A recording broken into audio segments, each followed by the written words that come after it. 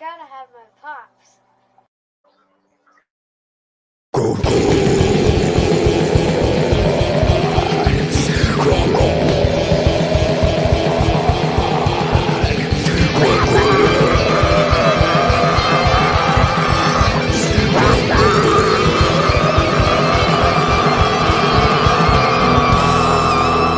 Come get some.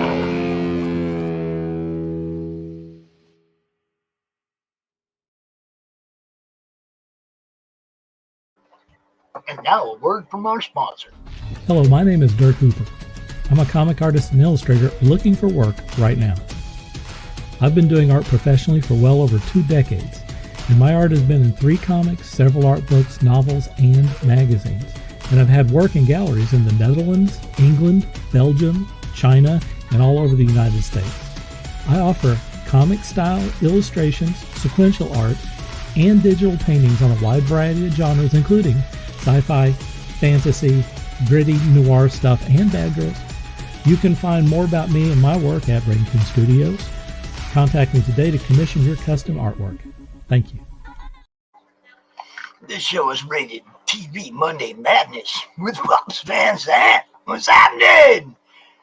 What's going on? I'm out here with my new co-host, Mr. Rich Ferrata. Hey, man. How you doing? He's got his phone all in his face and shit. No. I usually use my cell phone for this crap, but it's not working very well. So we have roughly about a half hour until I have to log off for a minute and go back on the damn phone. And I'm fully aware of that. This is one of Rich's deals, man. His computer only gives him 30 minutes online. That's it. No, it's the crappy Wi-Fi here. They have Virgin Wi-Fi, which the other half decided to say that, oh, this is a good deal, and we'd be able to get the same stuff. And it's like, no, this Wi-Fi really sucks. So it's like, you know, I only get a half hour of this thing on this until all of a sudden it goes into like, you know, distortion alien signal mode. So I have a half hour of co-host before he has to reboot his system over there. Yeah, I know, right? But I'll be back. I'm just going to make sure I'm recharging this one over here. And be good. We got us somebody new, Rich. We got somebody new. What's going on? I'm not sure who Facebook user is, but oh yeah, I know about that. I think I posted something about that earlier, or I know I saw it. I would definitely get to that in a little bit for sure. Right now, we have somebody new to the madness, somebody new to what we got going on. I want to introduce you all to Bryan the Creator. What's up, guys? Bryan the Creator. Hello, what's up?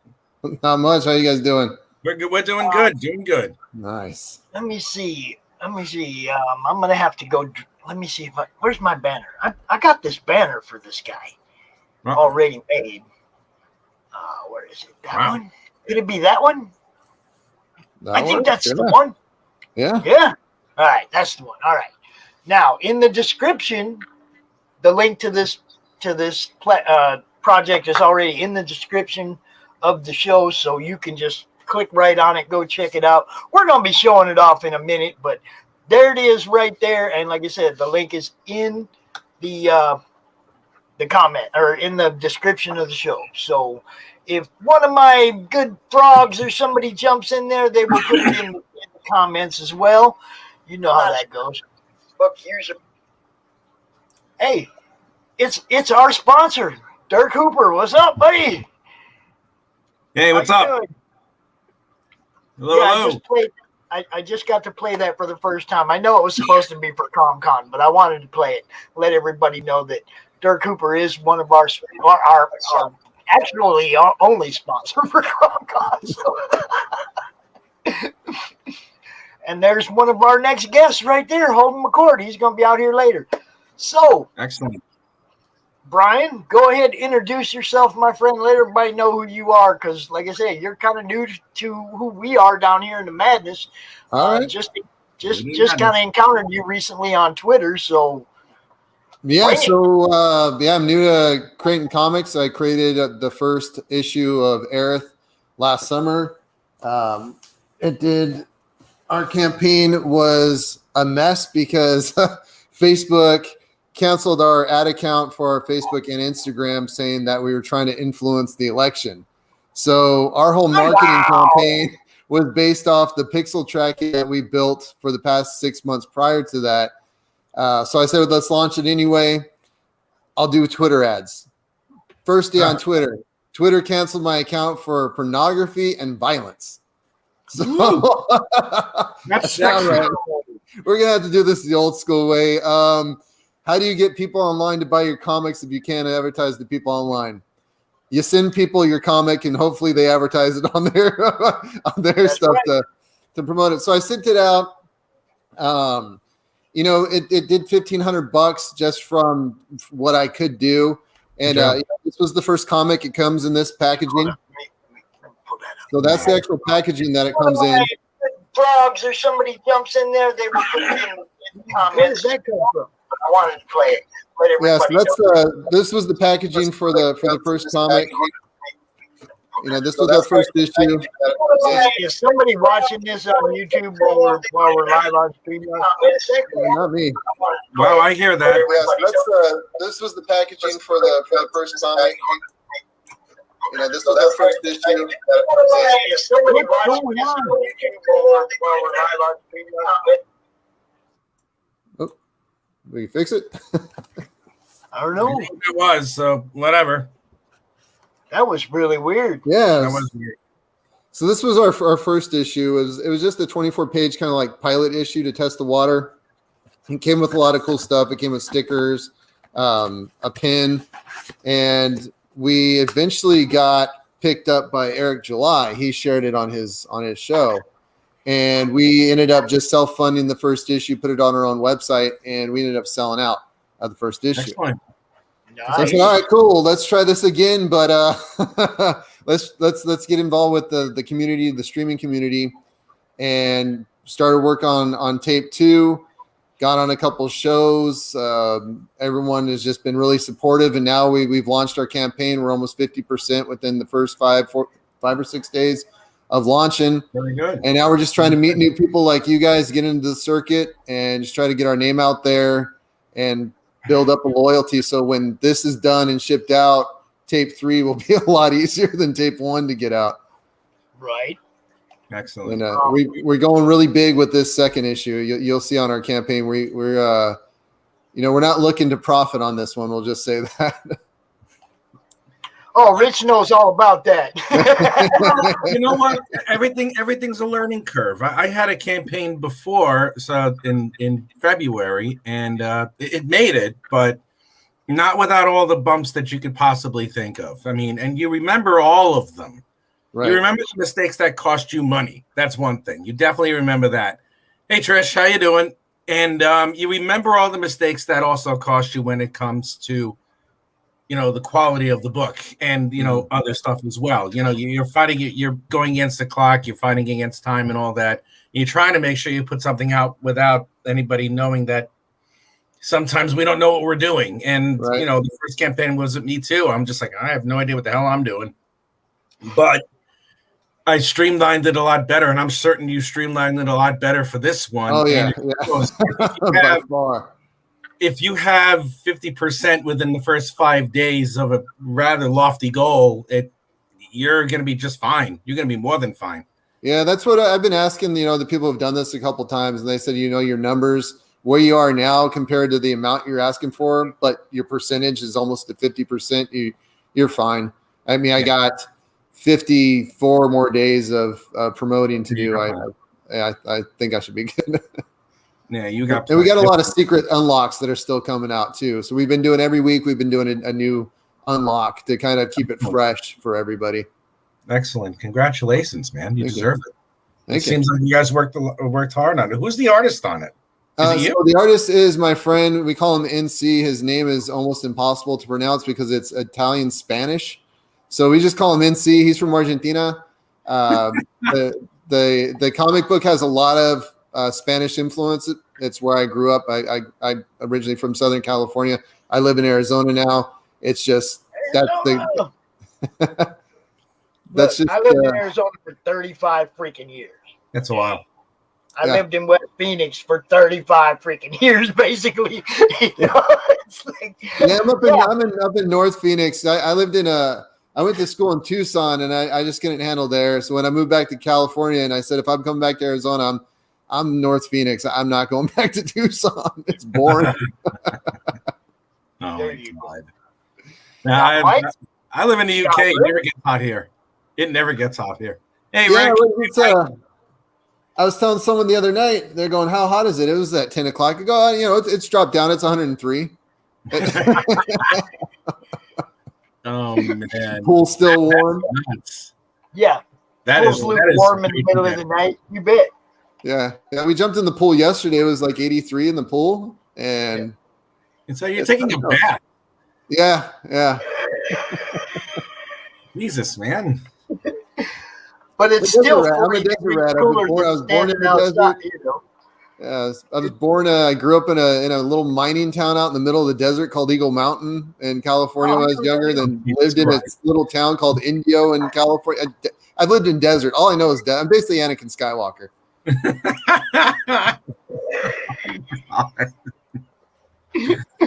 Jesus Christ. Hey, man. I know what it's like to be a dirt farmer. I know. Everything you really, it sounds like everything you've said so far sounds like the setting of a space western. Yeah, I can see really that. Does. It's like you're like a warrior. You're like the son of a pair of warriors who conquered a galaxy at one point because they had no choice to. And you were put there for your own safety, but you hold the secret to eternal beauty for all the universe and death at the same time. Beautiful death. So it's like, Jesus Christ, these names of these towns, they're so authentic. I love it. Oh my God, man. That's so cool. I grew up in New York City. Ick. I went there once and I was afraid. I was outside. I woke up at we had to do some meeting down there. So we flew out to New York. And I go downstairs. It's like 4:35. There was a bagel shop, of course, downstairs. There was no one outside. And I'm going, I thought this town was busy.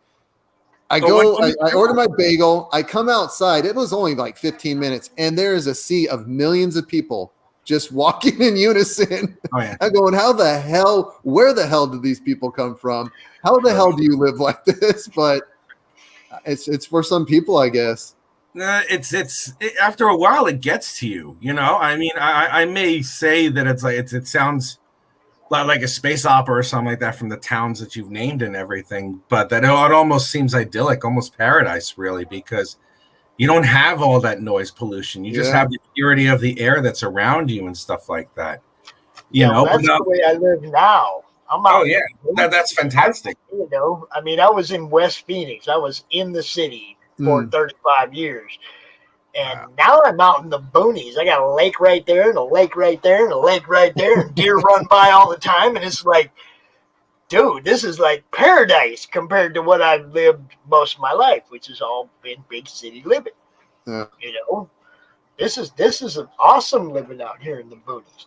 But I did want to ask you, Bryan, would you rather share this, scroll through it so you can talk about what I'm showing? Yeah, sure. I can do it at the same time. Yeah, let me do a screen share rather than me stumbling through what you're talking about. Oh no, you're fine. Yeah, let me just set up my screen here so I can screen share with you. All right. And we'll get rocking and rolling. Sometimes it's easier for you to just talk about what you're actually showing. Yeah, no worries. Going up and down, going, hey, look at this, look at that. I got you. I get excited looking at the campaigns because I'm like, oh, what rewards we got? What do we got here? What do we got there? And it's like I'll run right past what somebody's talking about. Yeah, no worries. So Aerith is our main goal really. I'm a marketing product development guy. That's my background. That's what I did my whole life in manufacturing. My wife and I run a manufacturing company out here out in Phoenix. So I wanted to come at this not just as a comic, but as a product and as a brand. Something to really present people with high quality, high standards when they get something from, something they buy and has the Aerith logo on it. So this campaign, we're going big, we're going better. We're doing a 48-page perfect bound book. We're doing the high quality print.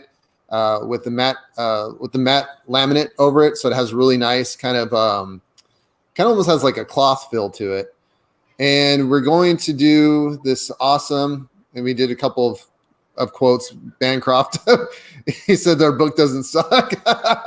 Hey, so this is the cover. What we're going to do with this issue is we're actually going to do an emboss gold foil logo, and on other parts of the comic, we're going to do some embossing UV coating as well, spot UV coating, to just really give the first impression of the book, that people know that we put a lot of love and care into this thing. Just going through, here's the first 8 pages of our book. You might recognize some of these faces, you might not, but in our universe, they actually get radio and movie signals from a parallel world, which is Mercury. Which is our universe. I see Freddie freaking Mercury right there.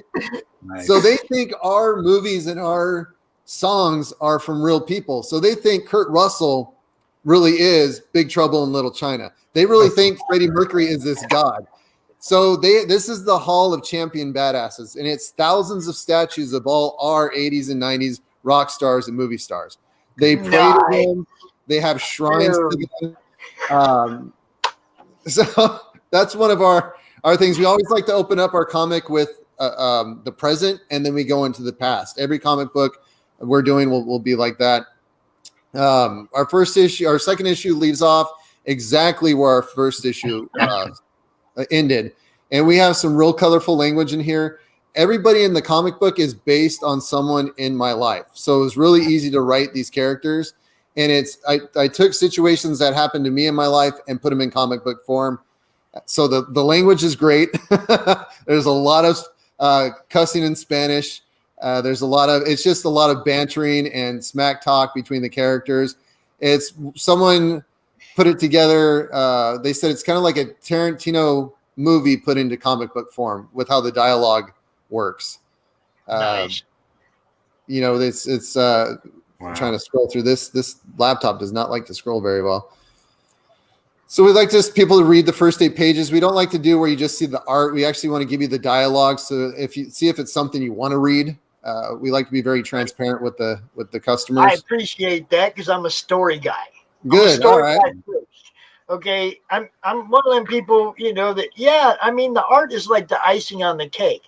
But if the cake sucks, right. You know what I mean? It's like, I got to have a good story, man. So I come back for book 2. Right. Because, that's what, seriously, the art is the icing on the cake, but the cake's got to be good. That's a great analogy. Exactly.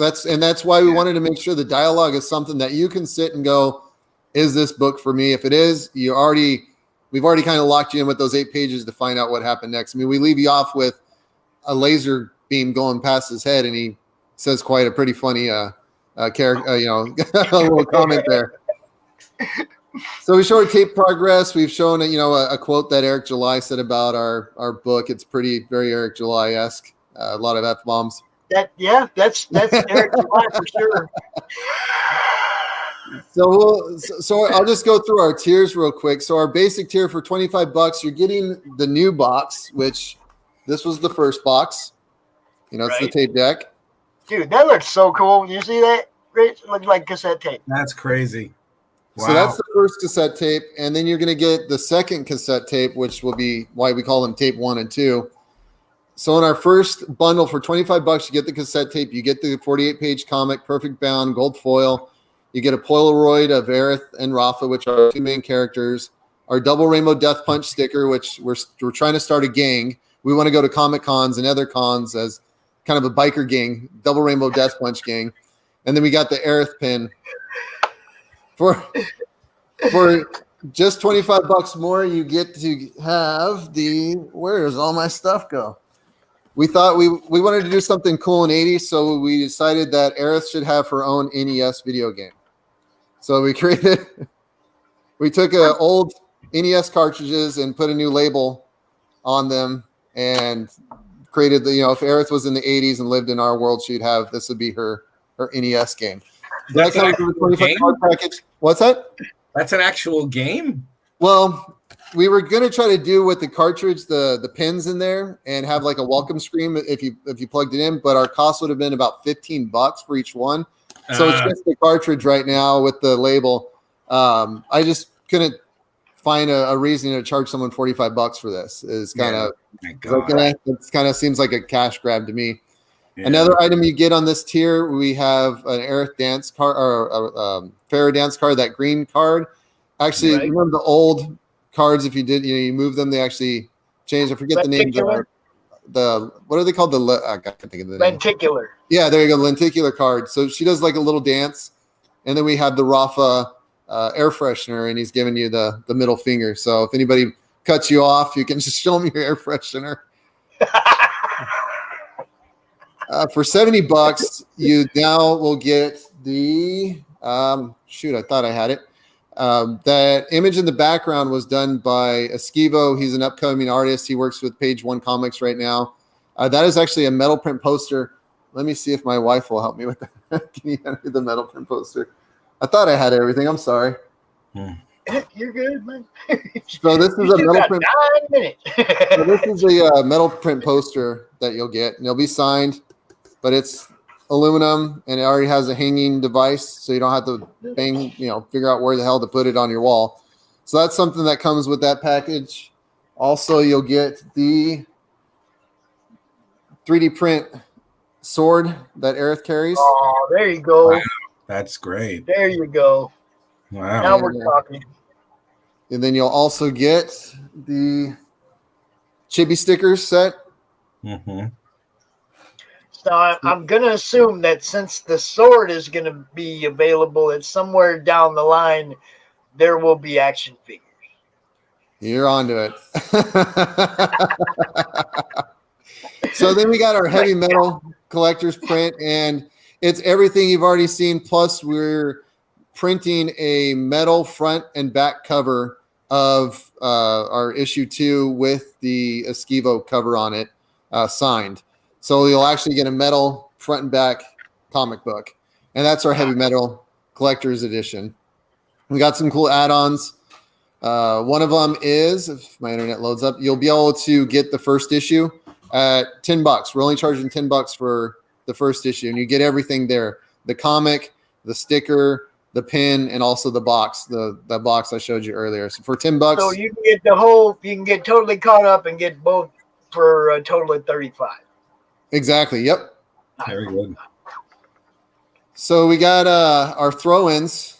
We're going to do pops into richness. Oh boy. It's cool. If we hit $8,000, we're gonna do. Everyone will get the Air standee, which it's a pretty good size, standee. So we're hoping that we get that. It's only $500 past our original goal. Our second throw in, if we hit 10,000, we had the Double Rainbow Death Punch patch. We go into what Double Rainbow Death Punch is in this issue. It's basically our main characters. They form this gang, and they fumble with the words Double Rainbow Death Punch by accident, and it just kind of sticks. If we hit 15,000, we're working on with our friend Esquivo on a 12-page mini series, which goes into some of our other main characters that get introduced at the end of tape 2. So it's kind of a cool little backstory to give them a little bit more meat of what they're reading in tape 2. So it's all going to be hand drawn. It's not digital drawing. So it's going to be really, I think, special. Plus, it's coming from Esquivo. This guy's the next big guy in comic drawing. Got picked up by Page One. He's working with Finch and everything. So it's kind of awesome to have him working on our project.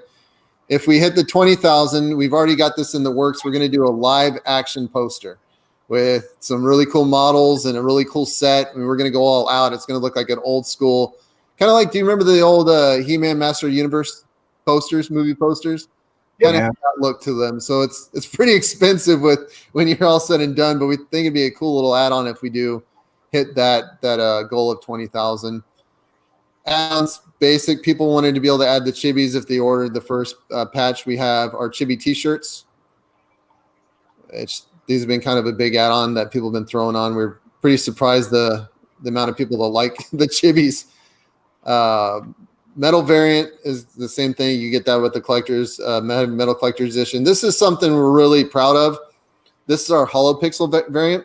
You can see the chrome kind of has a pixel glow to it, and so this variant cover is just going to be, it almost going to look like an old school RGB pixelated screen trying to render the image of the cover. So that's another add-on. It's been really popular too. I didn't expect the amount of orders that we've gotten with the add-on, so I think people are kind of liking this new chrome type glittery stuff. And that's pretty. really That's it. pretty. We are doing the first 75 here we go. backers. Oh, Here we go. Game the first pieces. 75 backers will either get a hand painted Aerith, 3D printed Aerith. Wow.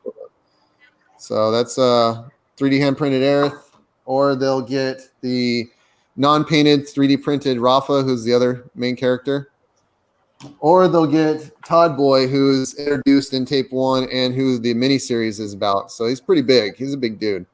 So our first 75 backers will get one of those in their orders automatically, and I think we're almost there. What's up, Good Ted? afternoon, Ted. Yeah, that looks really good. Nicely done, man. So that's, we didn't want to go too crazy. We actually edited this down about 50% than what we had. Someone said, man, you got to get more of just directly on the pitch. So we had a lot of, I had this huge introduction, and someone said, dude, no one reads that stuff. They just want to know, what are they buying? That's all they really, show them what they're buying and tell them real quick what they're buying, and let the buyer kind of decide what tier they want. So we just added today the PDF combo. So if you buy, come on, scroll down. For $12, you'll get both PDFs, tape 1 and tape 2. All right. Looks good, man. Thank you. Yeah, man. And then tape 3 we're already working on, and we're trying to outdo this one. So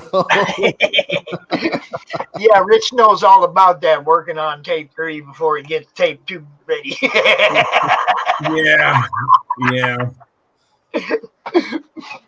It's kind of cool watching all you guys do your thing, man, because I know once you're on a roll in a story, you can't stop writing the story to go do something else. no. You know what I mean? That story's coming out of you, and it's like, I've watched Rich sometimes out there every day drawing panels because the story won't stop coming out of him. I mean, he's got 1 book out and 3 done, basically. Yeah, it gets after, well, when you have a very limited staff, you have to cut corners, and you have to figure out how to divvy up your time, and you try and figure out ways on how to use it properly, and how to use it, when it's most useful. You seem to have definitely done that for the second outing of Aerith, and I'm impressed. I'm very impressed with all the stuff that you've put together, and because this is not without research. I'm certain it's not without looking at everything and really figuring out what makes it tick. So, yeah, hats off to you.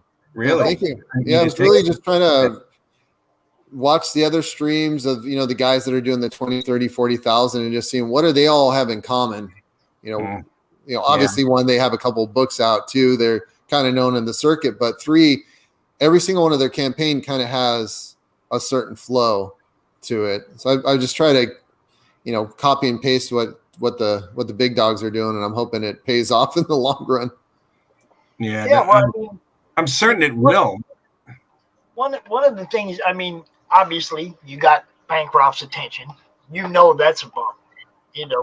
Have you been on his show, or he read your book and gave you the quote? No, I've been on his show twice so far. We did one show. His show, there's quite a few different shows out here that kind of do the same thing, maybe not quite at that level. And then there's a couple that might do even more, but I love the fact that everybody that does these shows has a different audience. Yeah, exactly. And it's like, not all of them. Some of them have people watching different, but all of them have a different main audience, a different people they're trying to reach out to. Like for me, I'm trying to reach out to the people in my Facebook group, in the Madness, and make sure that they see what you guys are doing, and then of course it branches out from there everywhere else where I have a presence, but it starts in the Madness, for me. That is true. And it's like the more people that I can expose to what you're doing, that the more I feel like I make a difference out here, that I'm out here, doing my thing. I watch people like Bancroft and I'm like, damn, I wish I could get $5,000 pumped on somebody's campaign just because they watch my show. But I'm not Bancroft. So, Yeah, but it does I've gone on the not the Bancroft size streams, and I still get, if it's not donations, it's people that message, that follow. That follower could eventually turn into a buy. So it doesn't necessarily have to be an instant, purchase on the smaller shows, because you're getting a fan. It's like they'll watch the replays, they'll pick it up later. Or if they retweet, because you don't know who follows them. If they retweet, that the person that saw the retweet might buy. So it's kind of really hard to measure what the littler streams do, because they do bring you something. And a lot of people think that you don't need to go on the little ones. It's like, yeah, they hit people that don't watch Bancroft. They hit people that don't know who EBS is. They know people. There's small Facebook groups. There's small Twitter groups. There's small Instagram groups that don't watch some of the big shows or don't even know about them. So you got to hit everything. Yep. And that's what I say. I got circled out there for a minute. You probably didn't hear what I was saying, but that's the basic goal of the Madness, is to bring everybody to one hub. All the podcasters are there. It's, well, not all of them. Most of them show their stuff in the Madness, or links to their shows in the Madness. You'll probably be able to find another dozen shows you haven't been on. If you just pay attention to the evening in the comic related Madness, you'll see 6-7 streams every night. And you'll find shows you haven't been on, and every one of them people is completely approachable. And the reason they post their stuff in the Madness is exactly that: looking for content, looking for people like you. Have you been on RJ show, Critical Blast? No. Okay, there's one right there, RJ, right there. Yeah, he's great. RJ's really great. He's really great. I don't know if you've been on Hex's show or not. Hex, yeah, he had me on. He was the second interview I ever did. Cool. See, Hex never had me on his show, but that's okay. Oh. I don't care. Rich, do you know what Hex's show is called? No. Toxic Cringe. Moving along. You fit right in, bro. Moving along. Thank you, Hex. See, Turn the Italian war. Yep, there it is. Kicking buttons, taking faces off. Wow. Yes. I was waiting for one of my boys to drop in the chat. I knew they would. They'd pick us up. Oh, and look, picking up Rich too. Boom! Incantessi. Thank you. There you go. This is his show. You don't have to put my stuff on. No, I'm gonna have an hour. I'm gonna have an hour on the CRoM Con 15 at the end of the con. So I don't need to be promoted. I'm a co-host. I don't want my Kickstarter on it, because right now I'm a co-host. I'm not here to promote myself. I'm here to make sure. I'm here to make sure that guys like this gentleman over here get the airtime instead of me. You're fine. It's all about promotion. Everyone needs to be promoting everybody. True, but I would promote you guys first before I promote me, because I do most of my own promoting, and Pops helps me out, and so does everybody else. I'm a host at this point. I have to be objective. Well, now, the whole thing is, though, Rich, is also, it's like at times when a guest doesn't show up or something, I got somebody right here with me who. Hell yeah! Everybody out of it. Hell yeah. So, like, it works just fine. If a guest don't show up, I got a half hour with Rich. That is true. So goodness. I wish Are we going for the next guest, or we still have some time with this gentleman here? He should be coming out. He should be coming out. I'm trying to. He's new to StreamYard. I'm trying to get him out here right now. Okay. So let's see. What do we got? So make sure he's got pants and a shirt on. That's all he's got to worry about. I just have the shirt on. Yeah, one of the other works too. I mean, the camera's not pointing down. Yeah, you're good. I'm Just don't good. stand up for anything. No. Well, wait. I gotta reach for something. Oh shit. Oh my god. Oh, you should have. I don't. Did you? All right. I'll say something about the end of my campaign in March, and Pops knows exactly what it is. We had a thing where it's like I wanted to get to a certain goal, and I put out this like half-hearted like thing where it's like, yeah, if I reach 2,500 British pounds, I'll shave my head. Oh boy. Yeah, and we did. We met that goal at the final hour. Nice. So don't challenge props like that. We got everybody out here. We had everybody. We had Hex. We had Sugar Pops. We had my Life on Cora Mike, William Pace. Yeah, and it's like my other half. She we tried using the blade and what was it, the electric razor, and it didn't cut through because my hair was so thick. So she had to like shear off most of my brain. And then she went over it with it, and I just did the whole chrome dome thing, and it was the first time in my life I've ever seen my scalp. And I looked like your goal, though. Well, I got the goal, but I looked like a deformed egg. It was just really terrifying. I was like, geez, I look like a topographic map of a small planet. I look like Phobos orbiting Mars. It was great entertainment. Like, really I'm serious. It was great entertainment. Everybody loved it. You can still see the replay on the YouTube channel. It was good stuff. It is good stuff. I had fun. Brian, I want to thank you for coming out, man. We're going to be pushing this. Brian, thank you. I want to let you know, in the madness, in the comic related madness on Facebook, you are more than welcome to pump this thing a couple times a day, man. Awesome. Yeah, I'll jump in on Facebook. I'll jump in the group. And thanks again for working around that schedule mess up on my end. No problem, bro. No problem. Awesome, guys. Thanks a lot. Have a good one. It's a pleasure to meet you, sir. Good luck. Thanks, you too. Hey, guys. That's Brian the Creator. Brian the Creator. Check it out. That's sexy. And this is Dave Wimblett from Covert Comics. Hello. Hello. Hi. How are you? What's up, man? I'm good. How are you? Hey, where are you from? Are you from the UK? Yeah. I'm from about half an hour outside London. I'm probably the most English person you'll ever speak to. I live in Cotgrave. Oh, really? Oh, okay. Yeah, right outside Nottingham. Hello, neighbor. I was going to sell this whole mystique, but I guess I can't now. Nice. No. I used to live in New York City, and I got hitched to one of these British chicks, and now I'm here. Oh, yeah. That'll do it. Yes, it would. But yeah, pleasure to meet you, sir. Yeah, and you. Sorry, go ahead.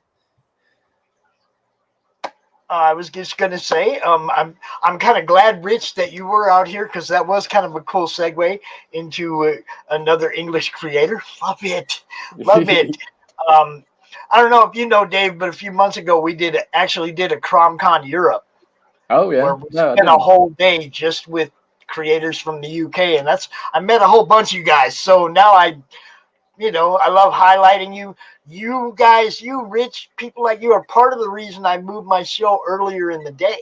Oh, really? No way. So you guys wouldn't have to be out here after midnight. I do appreciate it because I've got a toddler, and right now I'll get lynched if I wake him up.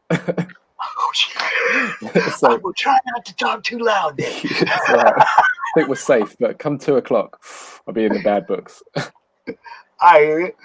And yeah, man, it's like I appreciate you coming out. I know that you have a project called The Hordes of Surrey. Yes, that's it. And this is also a part 2 where I didn't see part 1. So I'm going to ask you the same thing. Would you like to share your own screen so you can talk about what you're showing? Or do you want me to stumble through trying to keep up with what you're talking about? Well, this sounds a bit like work now. Hold on a second. Yeah. Off the clock. Hold on. Sharing screen. I wouldn't even know. How do I do that on here? Oh, all right. Then I got it. Don't worry about it. Yeah. I switched off that brain at about 5 o'clock. I'm looking at it. Okay, yeah, we got it. No problem. Yeah. The Hordes of Surrey. That one. All right. Yeah, that's it. So, like I said, I've already been scrolling through it. I try and get as much artwork in there as possible because I figure that's what really gets people's attention. Right. So as much art as possible. Yeah, just like I was just saying to Bryan, though, I'm a story guy. Yeah. You're gonna have to. The only way I'm buying the next issue is if this issue had a great story. Uh-huh. You know, the art is like the icing on the cake, but if the cake sucks, you know, see, it's funny you say that. People get mad at you if you just scoop off the icing. You know what I mean? I know what you mean. I mean, the story is so important, but whatever the comics that I select, I always go with the art quickly, and that's what really draws me in initially. So I guess I'm kind of different to you. I don't know, how do you find choosing books off the shelf? That must be difficult, and there's so many to choose from. Yeah, Dave, can you tell us what the story's about? Yeah, so it's basically about a group of boys in England, in the countryside, looking for treasure. So it's kind of like The Goonies, but a British version. A kind of white middle class kind of. I say that because that's my background, and that's what these boys are. They're not all white, but they're all kind of from the same school, and my kind of backgrounds where maybe they're kind of getting into hijinks, and I'm trying to show the places that I grew up, the places that I know, and the kind of humor that we had at my school. So it's quite a personal tale, I suppose, in a way, but hopefully it's something that most people relate to, their childhood and their little gang of friends, and the kind of banter that you have. So it's very an English perspective, and it's a very English sense of humor, I think. Yes. So I think primarily it's a comedy comic is what I'm going for, and then the adventure is kind of secondary. So there's lots of kind of back and forth between the characters, and it's quite a character piece, and then the action or the adventure comes out of that. So the first two parts, they both start in a kind of a really British kind of mundane kind of town village setting, and then the comedy kind of comes out of that, and then the adventure follows on from that. But I wanted to kind of start them or root them in a real kind of local, real place. So basically, it's about looking for treasure, but with a slightly less adventurous or Hollywood aesthetic. That's basically it, in summary. All right, cool. I see you have some additional artists, additional artwork. Scott Oakley, Martin Simmons, Russell Mark Wilson, and Alfie Gallagher. Yeah, they're all really talented artists, actually, who I've come across in my travels through Instagram. You know how you kind of trawl through when you're trying to find an artist to work with as just a writer, and you completely rely on other people to create your vision. It takes a long time to find the right kind of creators that have your kind of aesthetic. It does. And so Rory, who's the main artist for the comic, it took me a while, but he's just right for the kind of the look and the tone of the comic, which is kind of lighthearted, just having a laugh, basically, not too serious, but still with a really kind of unique artistic style, which Rory has. Yeah, he's fantastic. And then the other artists have done some of the additional reward artwork. I've gone mostly for artwork as the rewards, because other things like stickers and badges, T-shirts, when it's a completely new world or characters, I don't know that people want a T-shirt of a random comic that no one's ever heard of. So I just try to keep it simple and light for the postage, frankly. But boy, oh boy, do we want an original page from that first comic book. Oh yeah. There's nothing better than original pages. Nothing better than original pages. Yeah, we had some of those, and they got, I think they got snapped up in the first one. We've still got a couple available in this one. That's wonderful. That's a wonderful sentiment. You want to build who you are first, as a Yeah. storyteller, as well as the artist, as well as the artists as storytellers. And it's a very tangible thing because I'm an artist myself, and it's like I put out my own stuff. And when you give someone when you send someone a piece of the art that you create, it's a very personal thing, because it's something that came from, it sounds corny, but it's like mind, heart, and soul, transferred onto paper, and it's sent over there. To me, that's a very intimate thing. Get the phone ready. When you send somebody else, the artwork or something. Get the phone ready, Rich. You're starting a robot, bro. What? Yeah, a little bit. Get the phone ready. You're starting a robot. Sorry? Get the phone ready. Oh, you've gone. You saw that coming, huh? He gets 30 minutes out of his Wi-Fi, and they cut him. Oh, really? It's pay as you go, is he? And then he has to go and get back on the phone. Wind it up. Yeah, it's weird, but ever since I've known Rich, I get 30 minutes out of him. Yeah, that's it. He's gone. Yeah, I didn't see him on the last one that I looked at, so maybe that was it. I missed him. And yeah, there you go. For her, it's like sending someone one of her kids. Yeah, I can imagine. Yeah, it's quite. You have to take that first step, don't you, of opening up your mind and your vulnerability to everyone that's out there. But yeah, it's quite fun. It's the first time I've done it. This is my first comic. Part 1 was my first Kickstarter, and I'm just write for fun, just in my spare time. Right. It's a hobby, but I've loved comics for not since I was a child, to be honest. Only since I was about 24. But I just fell in love with it, and so I always saw myself wanting to have a comic of my own. It was almost like a bucket list thing. I'd just love to have my own comic, and thanks to Kickstarter and friends and family and people that came across it, we kind of made that first part 1 into a reality, and it's luckily it's progressing. Yeah, I like this a lot. This is sweet.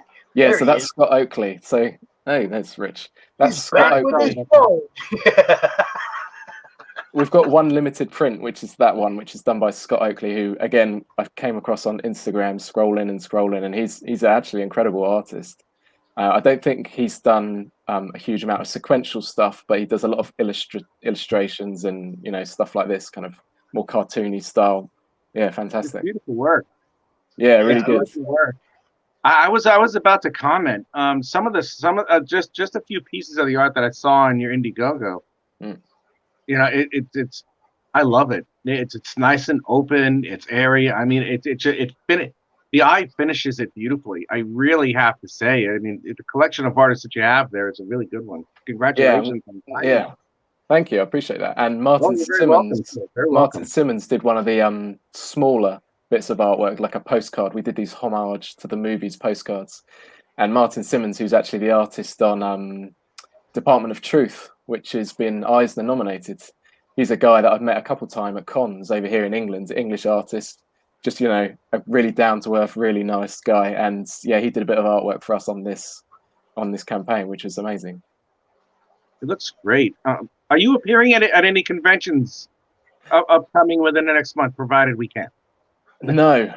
Look, short answer, no. I felt like I needed to have a bit more material to go with.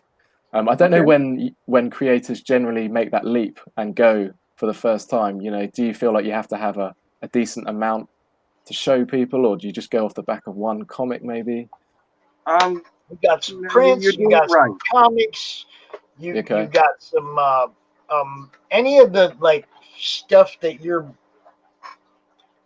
anything that you're promoting or that you want to promote or that you want to sell, or when you're setting up your con table, of course, it's a promotion about you, but it's also how you're making your money. So flipping books, whatever you're doing on the side table over here is cool too.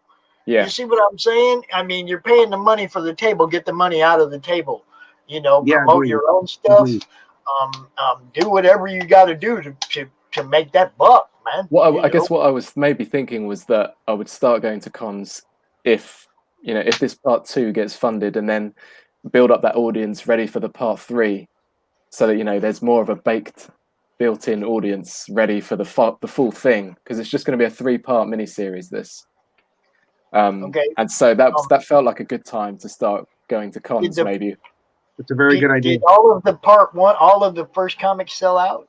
Are they all gone? Yeah, I've got like a few trampled on copies left in a reprint. box.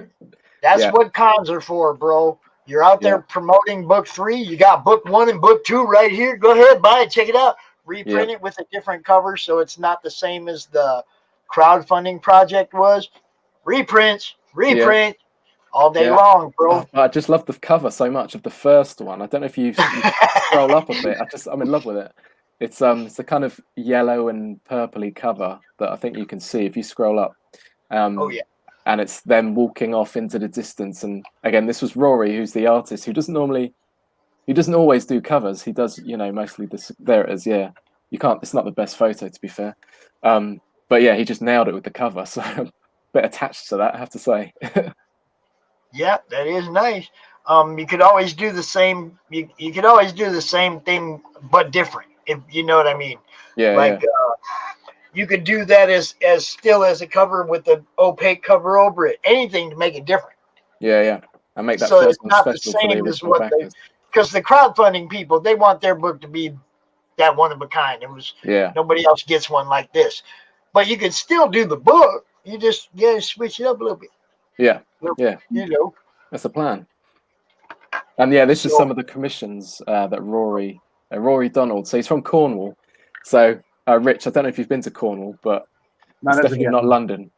I'm about an hour and a half outside of London. Okay, so Cornwall's the furthest, most southern western point of England, and everyone from the south goes to Cornwall on a holiday. The entirety of the south of England all makes for the narrowest part of England to sit on the beach. So I'm not sure Rory appreciates that. Yeah. But he's from there, and his style, I think he's been called like the British version of Mike Mignola. He's got that kind of. I was about to say. I swear to God, I was about to comment that it's very reminiscent of Mignola. Yeah, I think that's his inspiration, definitely. I'm looking at I'm looking at the panel down here. I mean, it's right above the "Where Are We" block, and it looks like I was looking at it. I was on the Kickstarter. Yeah. On the Kickstarter page, like right above the words "Where are we?" That's in that really thin box. It's very reminiscent. That one right there. It's very reminiscent of Mignola. I was like, this guy's Mignola influence. I didn't want to say anything just yet because I wasn't too sure what he was going for. Yeah, and that's what said it. I was like, whoa, that's right. No, that's his kind of tagline. He sells himself on that because everyone knows who Mike Mignola is, and everyone likes Mike Mignola. Well, he's different in a way. Mignola definitely uses much more harsher imagery and sharper color. Yeah. This is like a nice blend. I don't know if he's doing the coloring or someone else is doing the coloring for him. No, he does the coloring as well. Oh, he's doing the coloring. Yeah, well, he's a softer, brighter version of Mignola, definitely. Yeah. But he still manages to keep the shadows. Yeah. Not as blatant as Mignola's, but that there's a little bit of influence there. But it looks fantastic. I think it looks great. What's his name again? Thank you. Rory Donald. Rory Donald. I'll keep an eye out for this guy. Yeah, check him out. Yeah. He's very good. Yeah, very talented. And I like what I had. It was interesting having to just be my first. Oh yeah, sorry. No, you go ahead. My next question would kind of be like, did you go from Kickstarter to Indiegogo with your first campaign? Have you thrown one up on Indiegogo yet to see what sticks? No, I haven't. I wasn't sure about trying that, whether that's a productive way of doing things or not. I've just assumed it was one or the other kind of thing. No. There's a lot of people that are doing their Kickstarter and then going over to Indiegogo, setting a smaller goal so they can set up their in-demand store. Okay. They set it up in demand, and they can keep selling it. Yep. In demand by order. Okay. You know what I mean? So the Indiegogo is kind of live all the time, is it? It's just another platform, but basically, like I say, you have the people that want to pay right now, have their money taken right now, And once it's in demand, they can actually get the book right now. Yeah. It's like actually, you get those people that don't want to wait months. Yeah. But they whip through them in demands, and they go, oh, I can get that one today, and that one today, and that one today, and that one today. And that's a huge difference for them because they're getting charged today. It's getting shipped out tomorrow or the next day. They're not waiting, More So of a shop some front. people wait for that in demand, and they kind of hope that a lot of these Kickstarter creators go over to Indiegogo and set up that way. Okay.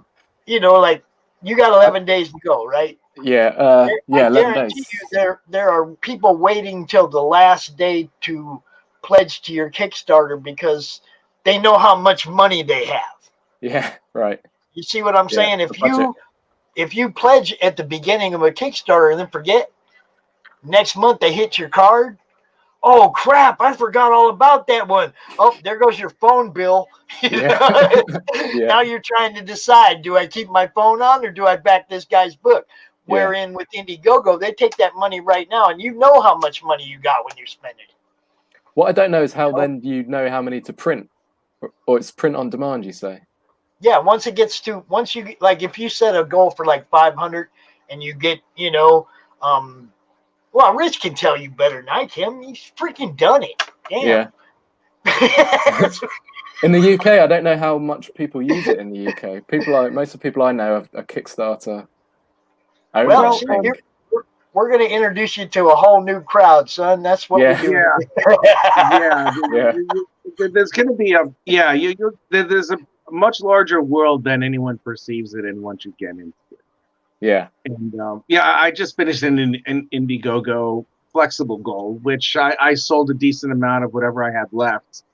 I'm sold out of all my first run. Yay! Congratulations, Rick. Nice. And but now I'm gearing up for the Kickstarter that I'm gonna have on Sunday on Pops' CRoM Con 15, and I'm like, we'll be launching. Yes. Nice. There's a lot to do. There's a lot to do, but we'll make it. We'll definitely make it. Running the campaign is just like a day job in itself, isn't it? I hadn't quite realized that. Oh God, it's a thankless task. Apart from it takes as long as the production of the art itself. Yeah. I'm doing all this myself. I wrote the story. I'm doing the art. I'm doing the coloring. I'm even doing the lettering and the promoting, and the live stream shows, and the marketing at the same time. It's hell. Yeah, it is, isn't it? It's hard work. I have to hire someone to do something. It's nuts. That's one of the reasons I do this for you guys, is because I know you guys are not. You don't have the time to do everything you need to do and then still come out here and promote it and get it seen. Yeah, I'm trying to fit stuff into make up for all the time that you've already put in. I try to fit stuff into when my son's having a nap. I'm like, right, I got 2 hours now to do promotion. And that's the window I got. That's why I do what I do, is to help you guys get seen by a larger audience and not have to stress quite so much about how am I going to be seen. Now, Dave, I know that the ladies are the ones that told me about you. Okay. The Raging ladies, Meredith and Nita, are the ones that said, yo, man, check Dave out. Get him on the show. I got you. Because we do that. We throw guests back and forth at each other. There's also some other people in the chat. If you go through later, you'll see Critical Blast, RJ. He has a show. One of my co-hosts on CRoM Con, Will Pace, the Creators Outlet. He has a show. If you're not part of the comic-related madness and you look at on any given night, you will find 6 or 7 people streaming. There's all kinds of shows to get on. Yeah. And all these people, all they want to do is get you seen, get eyes on your project, and help you sell books. Yeah, it's interesting. I was speaking to one of the other Kickstarter creators from England. He's from Surrey, actually, where I'm from. And he was saying that he'd done lots of unique links for the Kickstarter so that he could put them in different places. So I'm going to use this link on Twitter. I'm going to use this link on this Instagram post. I'm going to use this link on YouTube or whatever. And he really honed in on the fact that a lot of the tweeting, a lot of the social media, Facebook stuff just didn't have much of an impact. He really learned from it. And the analytics taught him that I think the email list and building up that audience that's more engaged through emails and through other channels instead of just throwing a lot of tweets. Everybody was telling me that when I first started trying to build the madness and build it as a hub of creators and podcasters and fans and everything. And it was like, my thought behind it was, if I can get Rich's fans to look at your book and your fans to look at Rich's book, I just increased both of your fan bases. Yeah. Okay. So this is my goal, to bring everybody to one place where everybody can be seen in one place. You don't have to chase down all these other, all these podcasters, because they're all right here in the madness, waiting for people like you to say, hey, can I be on your show? Yep. Okay. Yep. And at the same time, there's people like you looking for shows to be on. And all I'm trying to do is build that kind of a hub where everybody knows where they can find exactly what they need. And that goes as far as editors, letterers, artists, flatters. Everybody's in the madness. There's people looking for work. There's people that got more work than they know what to do with. Yeah. I mean, it's crazy, but I love being part of that. It's interesting watching the Kickstarter campaigns and seeing how some of them take off, and some of them, like mine, are more of a slow burn. And my theory is that I don't know if it's the image, the original image on the campaign, or if it's regular updates. I always thought it was that first image that really grabs people and brings them in and creates a massive buzz. Well, now it's kind of people want to know who you are. Right. They want to know you. Okay. People want to know who you are. And because of me, she's got a whole new book to work on. I like it. I'm an idea guy. If I think of something, I'll tell you, hey, you should try this or do that. Frank Forte hit us with a really good idea that he's doing the other day. Do you do regular updates? I do one a week, because I guess because the comic, most of the pages are done and it's written, and because we're not near the goal, I'm not talking about stretch goals and new stuff, so I don't always know what to put in the updates, if I'm honest. I'm gonna give you a little clue what you put in the update. You just said you have a buddy from Surrey that's also got comic books. Yeah, so the cross promotion. Tell him to put the link in your update, or in the link to your book in his updates, and you put the link to his book in your updates. Yeah. And you cross promote each other this way as well. Yeah, we do that. That makes up like probably 50% of my update, and the other update is kind of like we're chugging along. And if you're doing it with 20 or 30 different people, do you see what I'm saying? Your fan base is just gonna grow. And it's an industry. You need the time, don't you, to make all those links? Just need one link. You just need one link, and you need the people that will agree to put yours in their updates, and then you put theirs in yours. Yeah. I mean, it's all about everybody helping each other out, the rising tide, all that, that's part of it. He said he was getting a lot of play off just those update the update trade is what he called it. Yeah, cross promotion we call it. Yeah. Well, yeah, it's cross promotion, but like most cross promotion, they're like, hey, can I do a pinup for your campaign? And you do a pinup for my campaign, and it's like, or a connecting cover or something like that. The update trade, I thought, was really a basic way to do it without any work involved, really. It's just dropping a link, right? Yeah. I thought that was really a unique way to do it, for sure. Now, as I always say, 30 minutes is never long enough. We're going to get you out here again, Dave, because we're going to talk about this. I'd like to maybe try to get you out next Monday as well. I'm not sure how my schedule is, but okay. I'm actually away next Monday, but another time, absolutely. I'd like to get you out. I'm just not hearing your accent, to be honest. I'd like to get you out again before it's over. Yeah, that'd be awesome. Yeah. That's what I'm saying. One way or another. I have a huge weekend of CRoM Con, so anything can happen, my friend. Okay.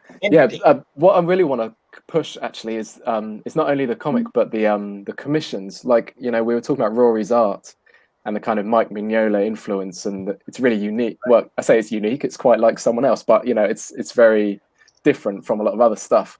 And so I'm trying to push those commissions because I think you can get a fantastic piece of art at a really good price. So anyone that's watching that is interested in getting a piece of art done by a British artist from Cornwall, check out the campaign. All right. And one of the other things I like to do is I like to introduce people to each other as one's going out, one's coming in. Dave, this is Tim. Tim, this is Dave. Dave, how do you do? Nice to meet you. It's my pleasure. You might check each other out later and do one of them little update trades like I was just talking about. You never know. I definitely would love to. I've been trying to do a lot of that lately. Yeah, that sounds great. All right. Rich had to step out. He said he'll be right back. For sure. Dave, you guys, if you're in the madness, you can find each other. You know, hook up some update trades. And there's a lot of people in the madness that would love to do that. If you scroll through, you see one campaign after another. Like I said, all I do all day is promote people like you guys. So, yeah, I've been trying to. Hey, how's my audio, fellas? They do okay? You sound good. Okay. I was going to say, I'll put it out there that I have all my previous digital issues from my last campaign. I'll always give out those free to anybody that wants to take a look at the work. And if you'd like to do the Kickstarter trade, I would love to. Having great success with that. One of you fellas had said about the email list being the most effective way to. Well, the first thing is I totally agree, and I should mention I'm kind of new. Did I mention that, guys? We haven't even got around to introducing you yet. Right. Let me just say real quick then that so I've only done one Kickstarter, right? That was for my last book. It's same here.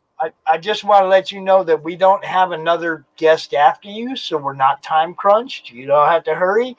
Dave, if you want to hang out for a little while longer, you're more than welcome, and we'll just move right into the Tim segment. Yeah, go for it. Yeah. You know. Yeah. Okay. Well, I wanted to, first introduce myself. My name's Tim. On Facebook, I'm Holden McCourt. It's one of the characters from the books. Feel free to follow along and see what we're doing. They are science fiction short stories, illustrated short stories, what some people would maybe call a graphic novel.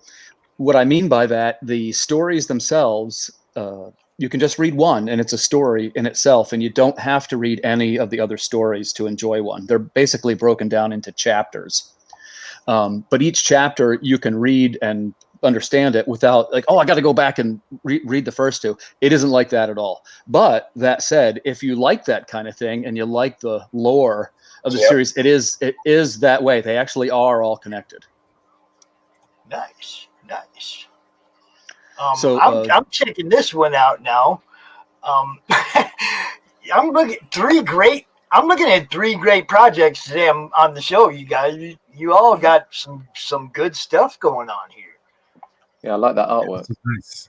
Thank you so much. That's the artwork is by David Dion. He's a Brazilian penciler. He's just got this great classical style, right? And it clicked right away. And he has sort of we wanted to do stories with what we call visual elements. You can see the pages there are broken up into something more than, as comic writers, we're always trying to lean away from talking heads, right? How are we going to tell a visual story in a fun way? And I think that David really nailed this challenge. And the book turned out great. I can't wait to show you guys. This would actually be the second story in the Water Wars series. And this one it's a prequel. So we have one first issue already out. That's number 1. And actually, you know what? I'll show you here while I'm talking. That's what number 1 looks like. Maybe you've seen that around 1 or 2 places. Yeah, I think I have. It's great. Yeah. And that was the one a little while ago. It was picked up by Antarctica Press. And so I've got a little. That's where I saw it. Yep. Okay. Yeah. And Pops, I wanted to mention it's exactly through doing things like these. I haven't had really too much success with Twitter or even surprisingly maybe Instagram, but I'm the writer too. So I get it that I'm the least interesting guy, Right.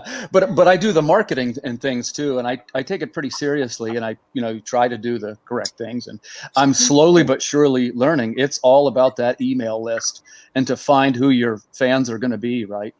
Because the honest thing is not everybody's going to be your fan, and you just got to learn to be okay with that, And there's so much out there on social media, isn't there? I mean, it's every second something goes by and you miss it. So unless you're doing 10 posts a day, which I think is the way to do it, but it's hard. That's a lot of work, a lot of graft. Yeah, and you're right. And the real irony there is we want the customers, the clients, the end client, you could say, we want them to discover the work. We don't want to be, when you're trying to jam something down somebody's throat, they don't like it as much, Right. So what is the correct avenue to sort of lead them to it? And, I would just add, and like I say, I'm the expert that's done exactly one Kickstarter before this one, but it was successful. And what we tried to do was to really engage the people and, to update them frequently and to be real clear about what the goals were and, to trying to make a friend, right? And these people who are going to be our fans are like the lifeblood of it, because if we're in it for the big publishing deals, I think that's all changed, especially for a fellow like me. I didn't even know about Kickstarter before. Well, like I say, this is my second one, but before that, I had just published my other books myself and had them printed at Comics Wellspring and tried to go to conventions and that kind of thing. So, and by the way, I thought conventions would have been stronger than ever, but of course we got to bounce back from COVID now. And I think the obvious route is by, really taking some time and polishing these Kickstarters and trying to create like a custom experience as a small publisher that people say, oh, I like their kind of book. And it'd be fair to say, guys, that's what I'm trying to do, is that the stories are, if you liked it, you'd say, oh, I like this kind of book, and you might check out the other one, because it's not, there's no heroes or anything like that. Speaking directly, it's these post-apocalyptic short stories, and the people are just trying to stay alive, and nobody really has X-ray vision, or what I mean. They're a little bit more sort of like dramas, I guess you might say. Groovy. Yeah, groovy, man. That's the slogan. I know you're not complaining, Doris. I know you're not complaining, sweetheart. Is this you, Rich? What? Who wrote me? This? Who did this? I don't know. This is me. That's me. We're seeing on the screen there. All right. All right. Cool. I said that to your face. I know. I appreciate that. And then somebody followed it up with that. And I was like, who said that? Oh, wow. Now, I have to say, the person who said that's why they put Facebook user instead of their real name. That's you say that crap. We hide it behind the little screen where it's like a little icon where no one knows what it is. Yeah. Say it again. Oh, that's Brad. That's our boy Brad.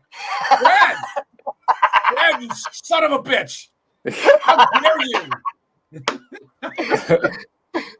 Yes. So, now, Dave and Tim, I wanted you to know this right here, Creators Outlet. That's my co-host for CRoM Con, Will Pace.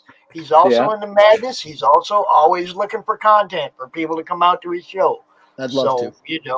Straight up, there's another one for you. Thank you. Yes, Doris, I love you. You know I love you. You guys rock, man. I don't know if you guys saw Doris and Christy's show yesterday. Doris interviewed Christy Shin. It was freaking awesome. Oh, I heard about that. God. That's two strong women right there talking. Boy, that was some good stuff, I'm telling you. So yeah, you want to introduce the rest of your team right here, Tim? Yeah, absolutely. There's coming across from the left, that's myself. The second fella in, that's David Dion, inker Juan Castro, which Juan Castro has been doing a ton of stuff lately for different books and DC Comics. He's a very accomplished inker. Got the colorist, Daniel da Silva Rodriguez. Fiery colors, he's another Brazilian. And the fella on the end, that's my partner, Matias Zanetti. He's an Argentinian, and he does the lettering and really all the production and design lately of the Kickstarters. I make my own videos and so forth, but he does the, nicely done. He makes the general look of it. And what I've found is that if you're having the same person design the Kickstarter that's, designing the look of the book and the pre-press, it gives it a little bit of a consistent look. But at least that's what we're trying to do. And I think you'll notice it maybe more so on our last book, because it was basically there's three teams, there's three stories, and there's always three teams going. So this is what you see here is the C team, and we're really so proud of this new book, Citizen 0313. I really think you'll dig it. And basically what it is, the tone of it is like You know, the first one was sort of grim and gritty and Mad Max, Furiosa type thing, and this one's a little bit more fantastical, right? It's a little bit more like an adventure, and I don't know if I would quite say all ages. Maybe it's sort of PG-13. She does get her arm torn off, so. But other than that, though, it's kind of it's almost a little zany. Like I would recommend it to people if you liked Doctor Strange or any of the more. Almost lighthearted, I guess I would say, in the way it approaches the tone, and you probably can tell from the artwork.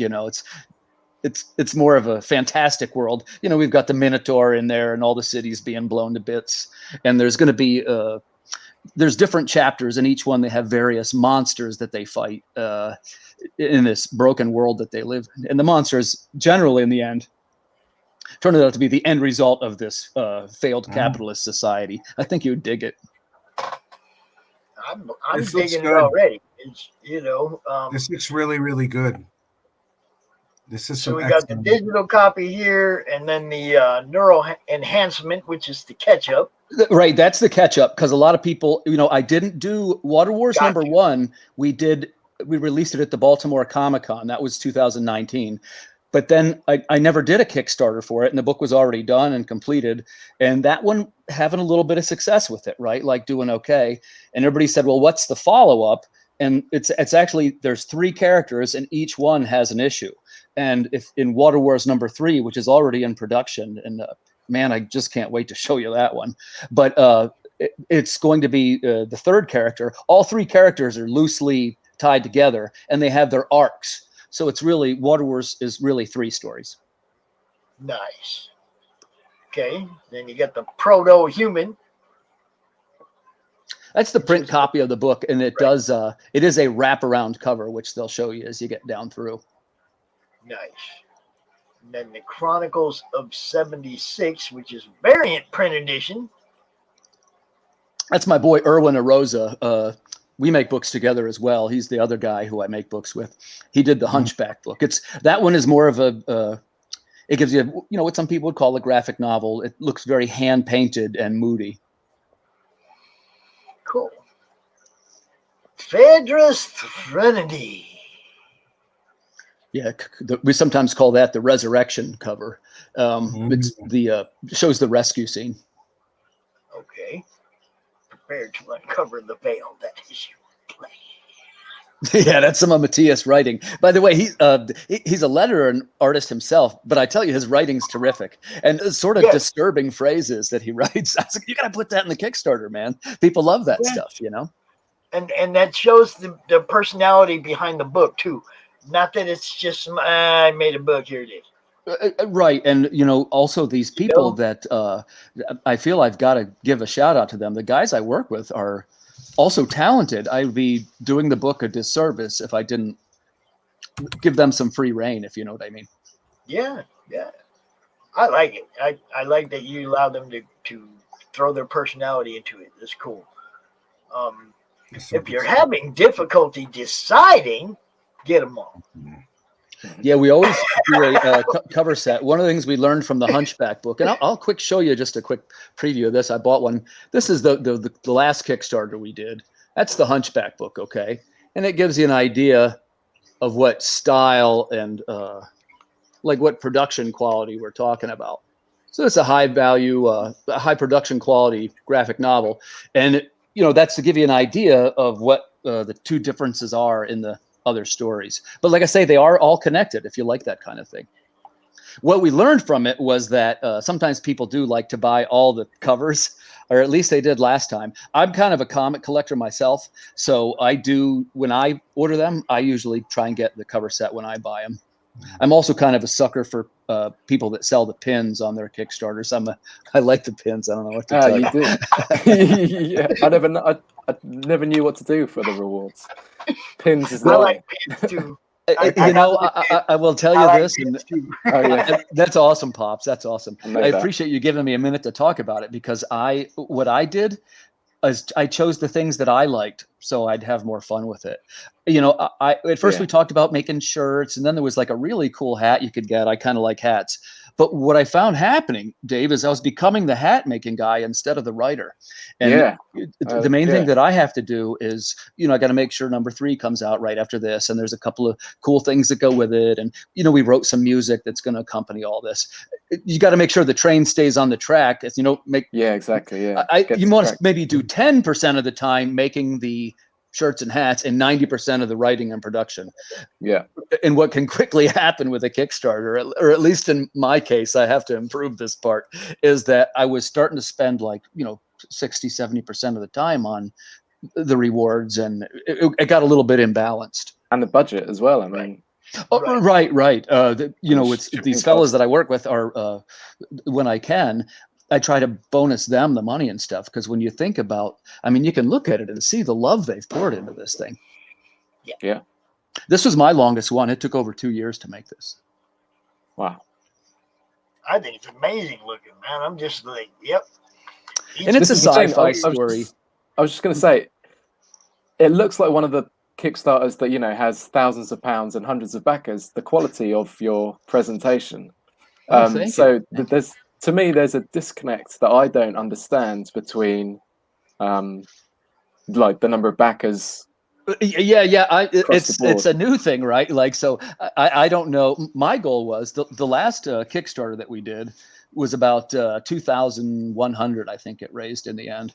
And I didn't, like I say, I'm not sure how you calculate that when you're just your first couple ones, So I guess that this one would probably go to 3,000 or so, maybe 4,000. There's some tracking software you can use, but that always seems very unlikely to me. This is where we beat the numbers, huh, Rich?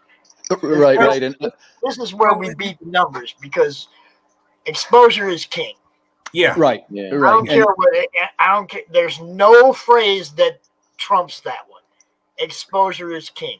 If you get 10,000 people looking at it, you got 1,000 people considering it. You might get 100 people that buys it, but you got to get 10,000 people looking at it to get them 100 people to buy it.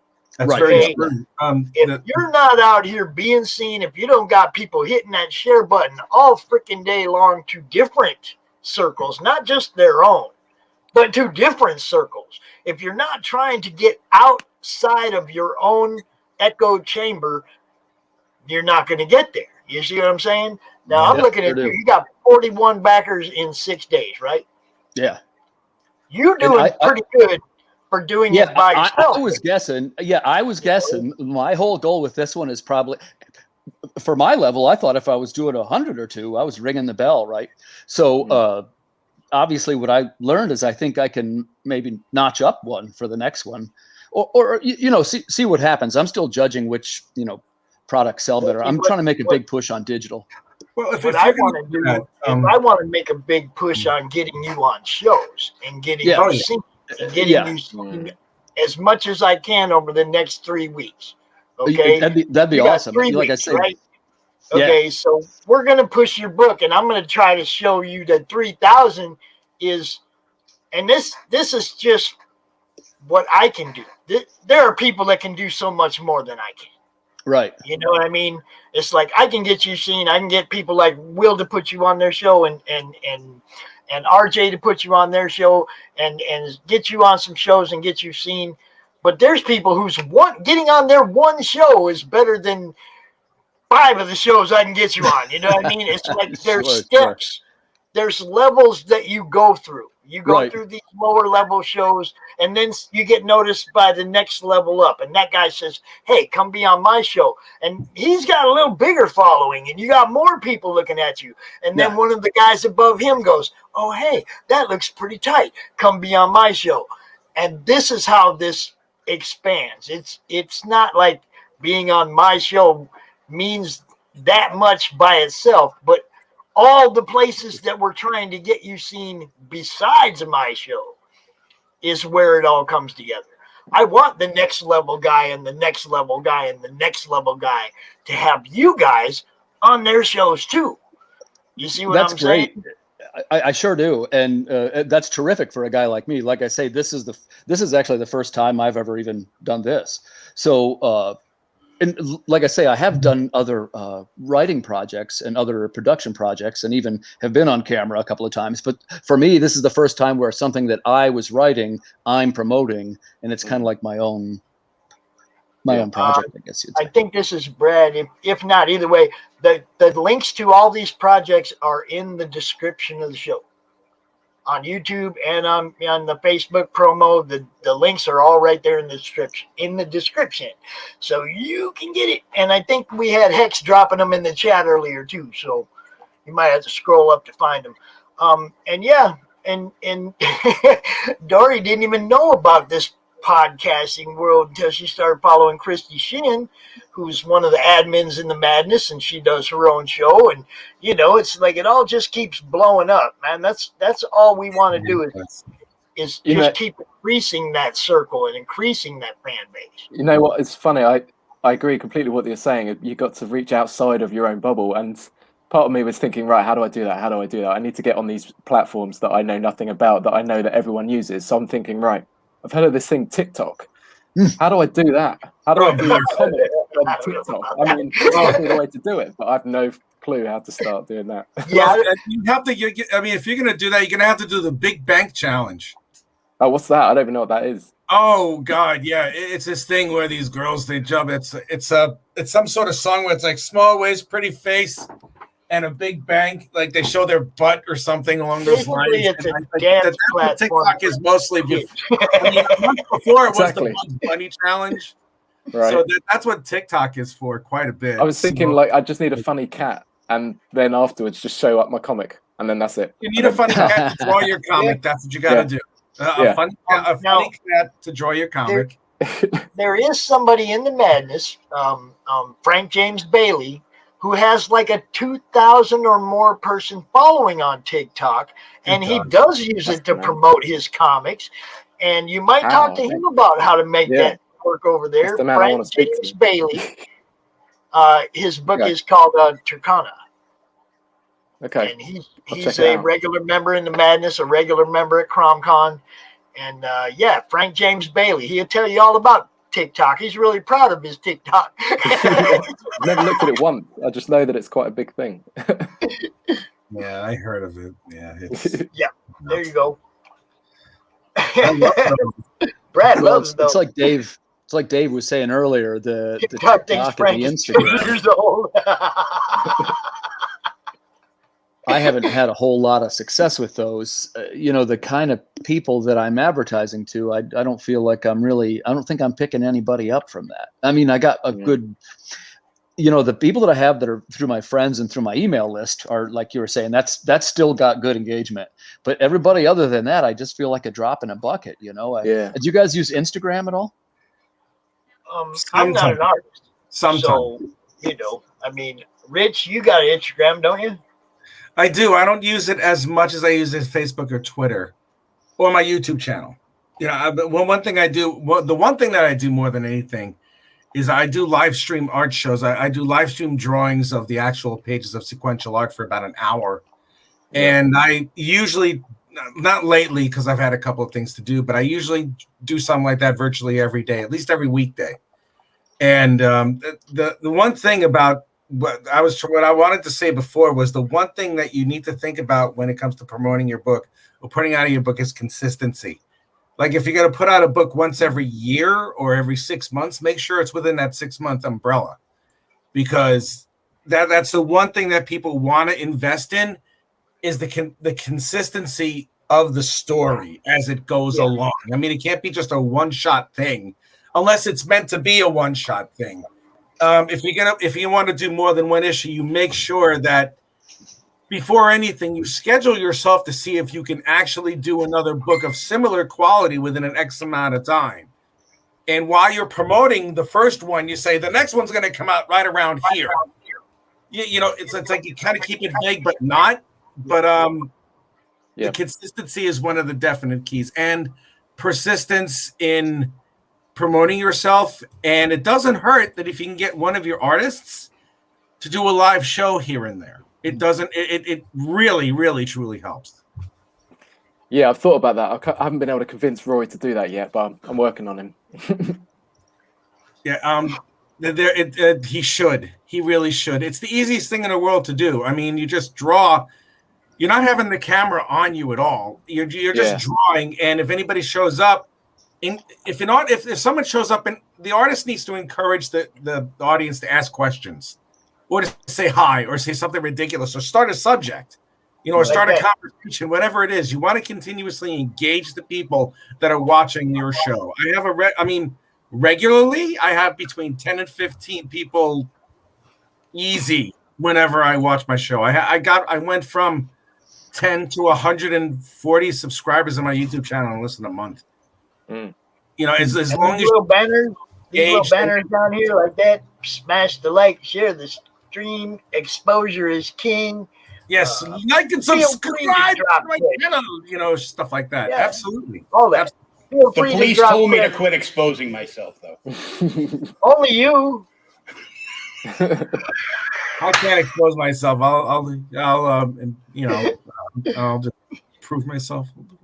I also have to give a little shout out to my people at Indie Bolt. If you are a creator and you do fulfillment and you use Gemini mailers, this is your discount code for your Gemini mailers. Bolt 10. Get you a discount from our people over at Indie Bolt. That's just how we do it. And that's for you guys. Tim, Dave, when it's fulfillment time and you go to get your Geminis, pop Bolt 10 into that discount code and you get like 10% off or something on your Gemini mailer. So Thank you. No idea what you're talking about. It's like a cardboard mailing shipping system. I don't think we have it in the UK. Gemini. Oh, okay, those. Yeah. Gemini, I have a good hookup on those.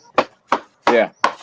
Yeah. We got something called Little Ridges. Hold your comic, man.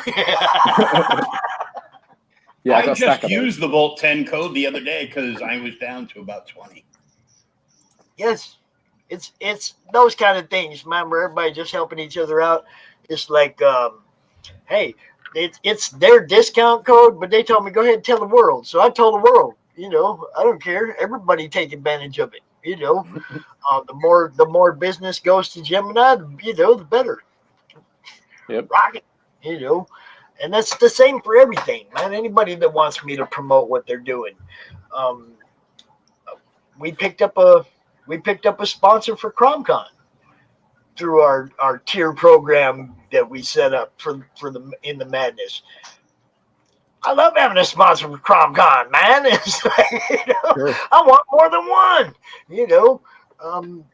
These are the kind of things though that get people's eyes on the project. That's really what the whole goal is for everybody.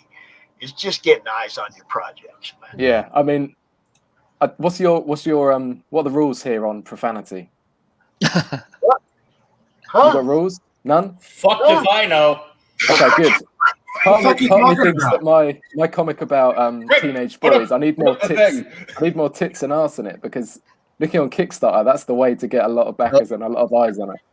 You're right about that. I have feelings about that. I don't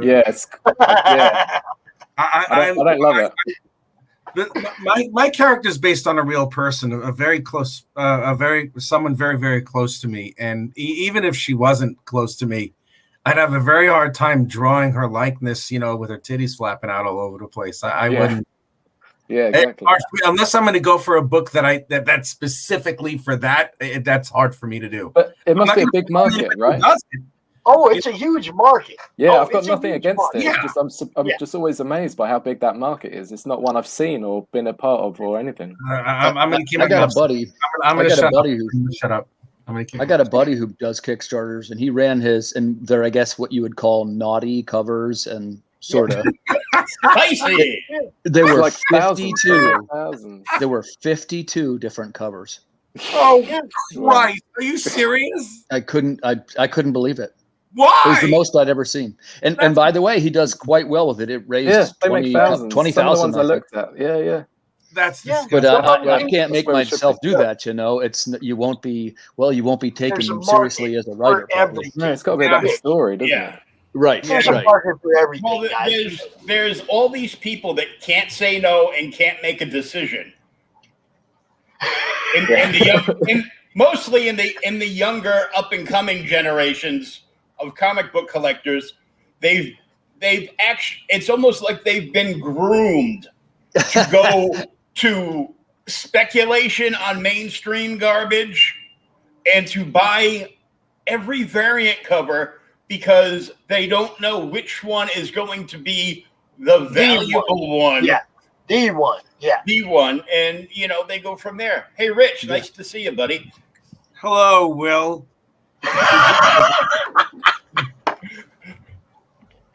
Rich saw my comment because he was calling out people for being just the Facebook user. So I typed in Booster Gold bitch.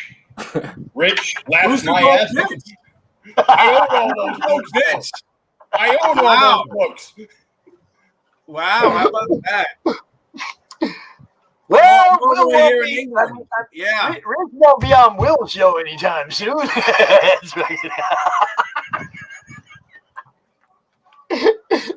Now check it out, guys. Brad even comes out and he says he cannot lie. He is a sucker for a naughty cover. My issue is I have 4 grandkids, 10 and under.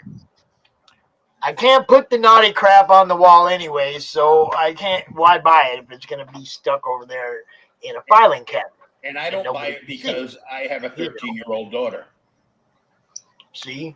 So some of us don't buy that stuff, not because we wouldn't in different circumstances, but circumstances just don't make it plausible.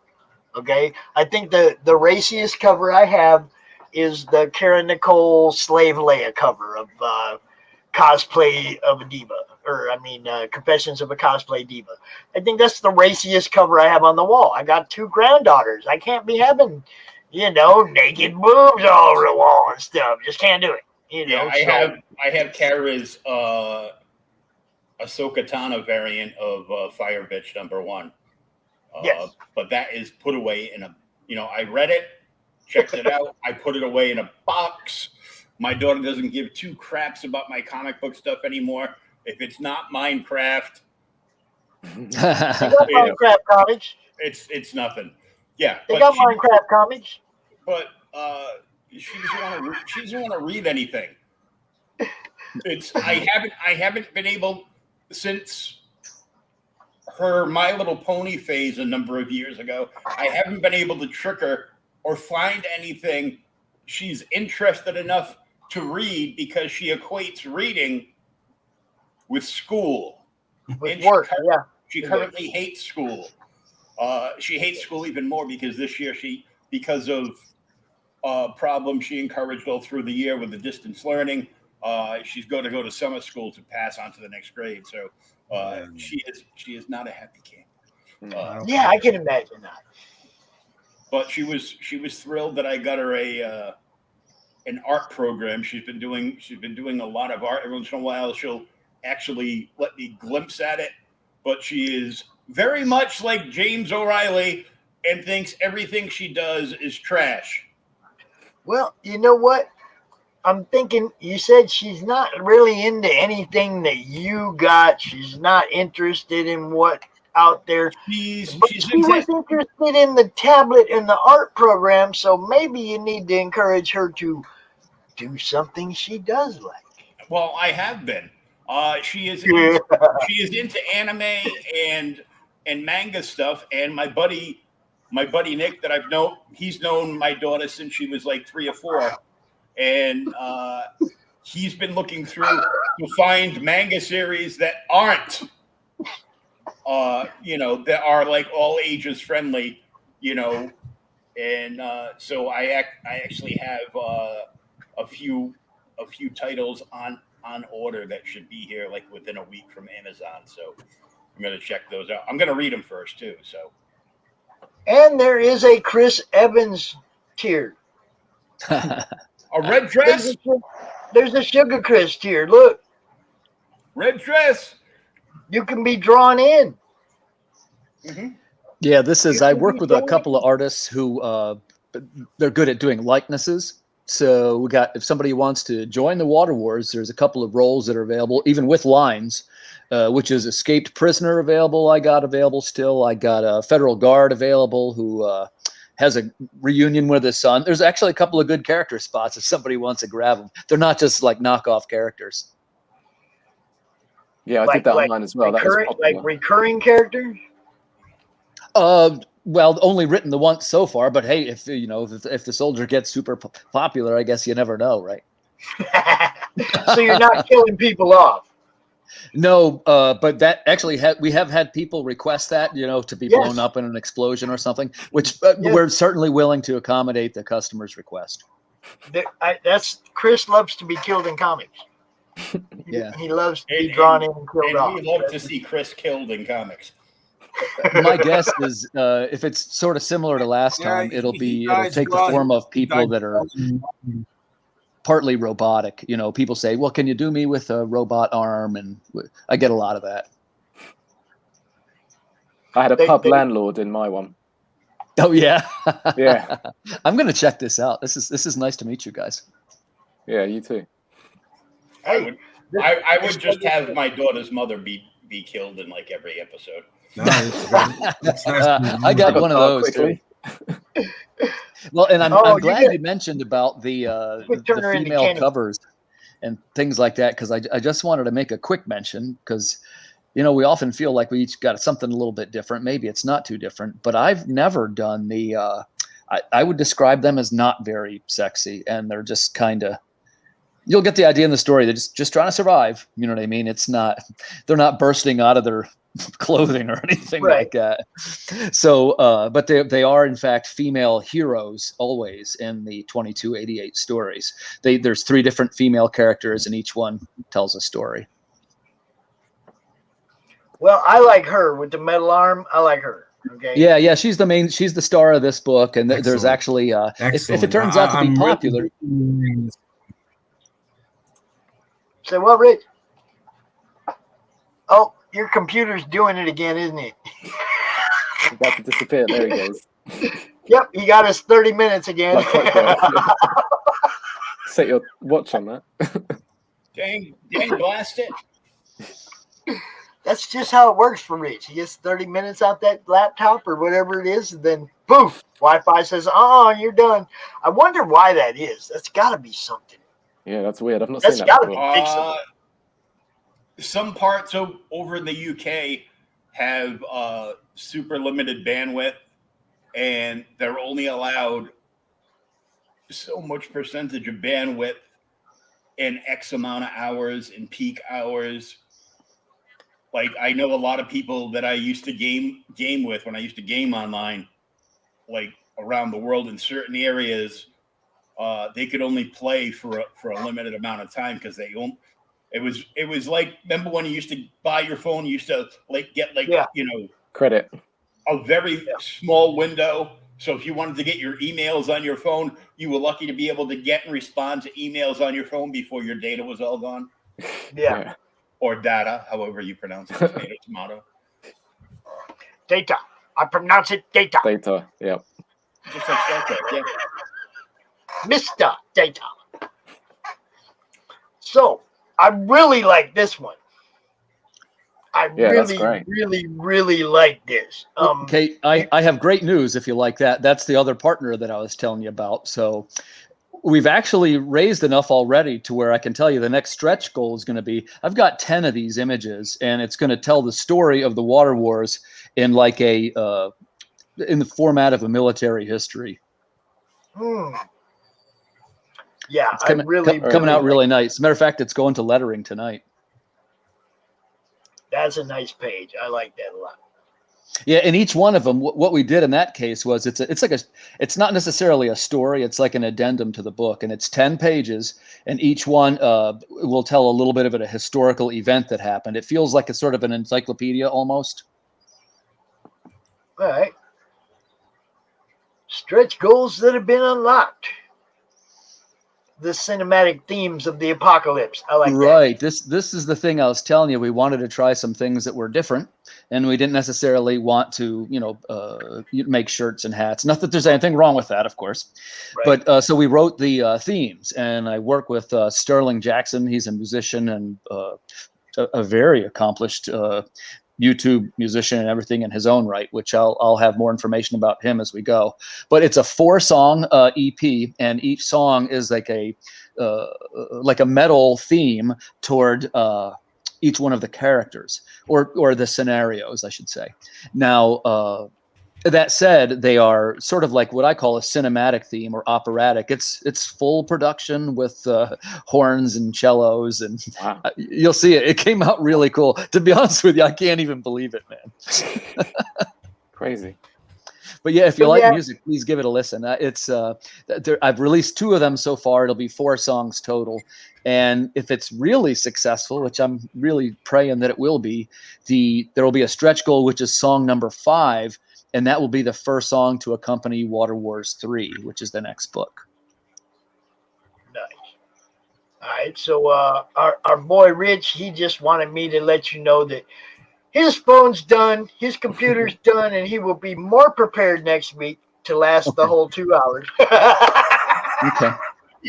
Rich, you did fine, bro. Thanks so much for coming out and helping us out, man. You know how it goes.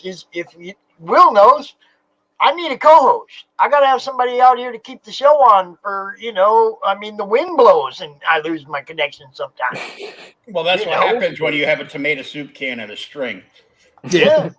Yeah. Get out here in the boonies. They don't care how you're hooked up. We don't got none of that fiber optic stuff. As far as I not what know, it's cracked up to be. I have good news for you.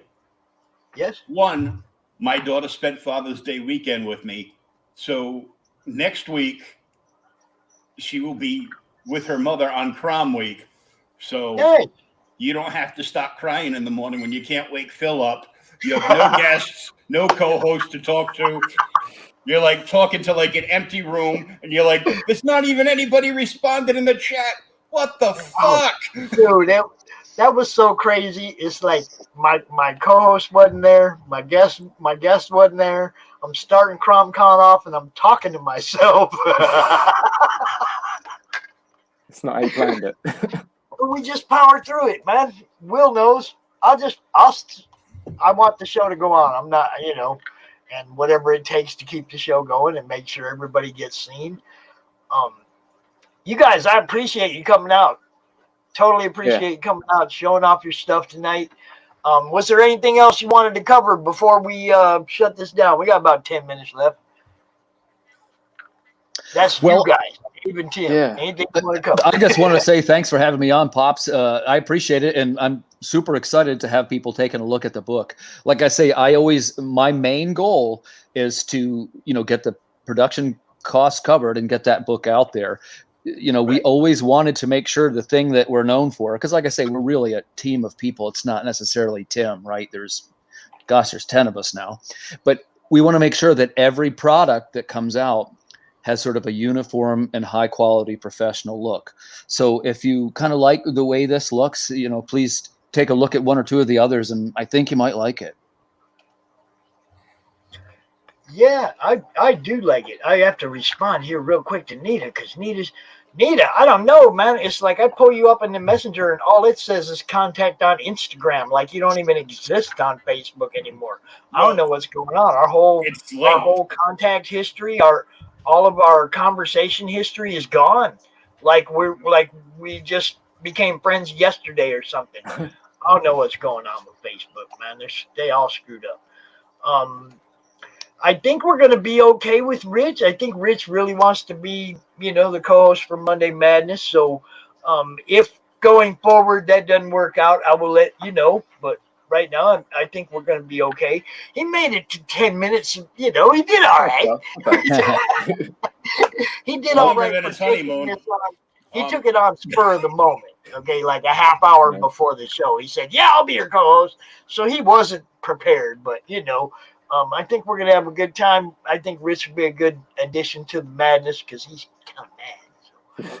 I just wanted to say thank you as well for having me. It's it's fun just to talk to you guys from across the pond and your different experiences and different viewpoints. It's fresh. It's a real fresh take for me because you get, especially with lockdown, so entrenched in speaking to your really small little bubble. So, but yeah, with my comic, I just want to say it's a comedy comic. It's English comedy. So anyone that's a fan of any kind of English comedy, check it out. I wanted to mention The Inbetweeners, but it's very influenced by The Inbetweeners, which is a British comedy about high school kids, and it's okay. Good. Sure. I wasn't sure how well you guys know it over there, so I hadn't really mentioned it. But Inbetweeners, although my favorite show from over in the UK is Mrs. Brown's Boys.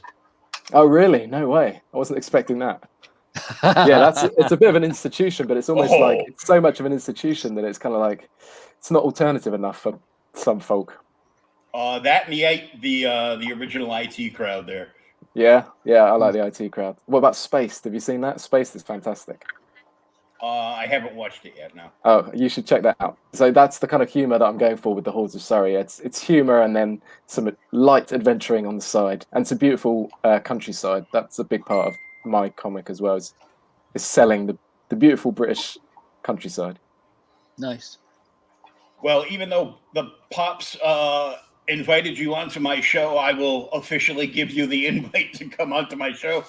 I'm all booked up this week, but you can message me on Instagram at JokerFan1969, and we can set something up. I go Monday through Friday because you guys are across the way. I usually when I usually talk to anybody over in the UK, I usually go like Pops, like early in the day for us. I usually go around 1 p.m. our time. Oh, okay, cool. Yeah, I'll connect with you. And yeah, I was gonna say, Dave has like 11 days left, Will. So if you can get him out like next Monday or Tuesday, right before the campaign ends, it'd be awesome. Yeah. Will, I just added you right now. Okay, I will be in touch, and I will definitely get you guys on. Can I do a little plug for myself? Oh, hell yeah. I also wanted to say, Dave, I'm not sure exactly what day it ends. If you want to do a countdown, we could probably arrange that. Where we come out for the last hour before your campaign ends and we just shout about it for an hour. You know? Okay. I'll get back to you. Let me know. Yeah. All right. Okay. So I just wanted to let everybody know what I got going on this week prior to CRoM Con. Tonight I have Dustin Brunel from the Listener on. Tomorrow night I have my buddy Rusty Gilligan on to talk about his new card set, the dinosaur card set. Wednesday night, brand new time, 10 p.m. Eastern, the Seanzilla Art Show, where Sean does original art on camera and we talk nerd stuff and whatever's grinding our gears that day. Sure. Thursday nights at 8 p.m. Eastern is the OK Boomer podcast where myself and my friend Thomas talk about comic books from the Gold, Silver, and Bronze Age.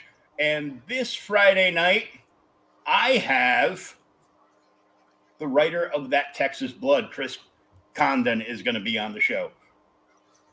Cool. Nice. And then, of course, I will be at CRoM Con all weekend. Will is one of my co-hosts. Pops's power goes out so he can go and sit down and read comics. And then he comes back like an hour later. takes a nappy nap and then comes back and joins us. I take my naps on the air. It was totally true, okay? The power went out. It was out for like an hour and 45 minutes, maybe 2 hours. And I sat over there with the candlelight in the dark reading comics because there was nothing else I could do. Yeah, I'd be well up for that. Absolutely nothing. I don't have the time. I haven't really got any time to read comics. As much as I love them. So I came back and I gave him a review about one of the comics that I read while the lights were out. It wasn't good. It started off with lights could have stayed out. The camera could have blown out. An editor. How could you make a book and not have an editor? This is my God. I didn't actually outdude. I didn't say this book and name it or anything. But I was so discouraged in the amount of promotion that I had put into the book. And this was like way back, okay, way back when I first started doing this. And I was like, man, I promoted the hell out of that book, and that was horrible.